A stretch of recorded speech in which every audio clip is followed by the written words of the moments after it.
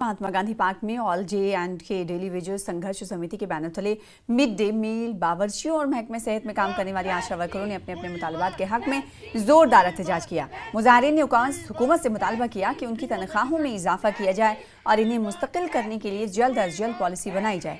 एहतजाज की क़यादत all J and के डेली वेजेस संघर्ष समिति के सदर सनीकांत चिब ने की और उन्होंने कहा कि मिड डे मील के तमाम के तहत काम करने वाले बावर्चियों के साथ मुसलसल नाइंसाफी हो रही है और आज भी इन्हें सिर्फ 30 रुपए यौमिया दिए जा रहे हैं, जो कि नाकाफी है। आशा वर्करों का भी कहना है कि वो 24 घंटे अपनी खिदमत दे रही हैं, लेकिन ना ही उनकी तनख्वाह में इजाफा किया गया है और ना ही इन्हें मुस्तकिल किया जा रहा है।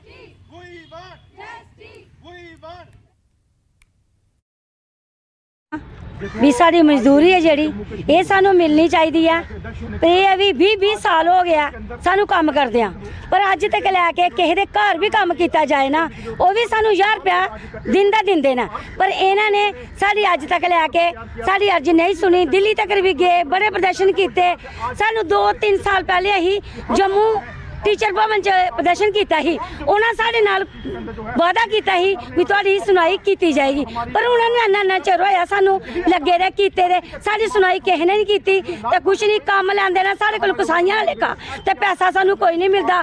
कदी 1800, कदी 1700, कदी 500, कदी 600 पैसा एक कुक नू चज दा नहीं मिलता हैगा, पर वो भी सानू अपना नहीं पता लगता साडी तनख्वाह कितनी है।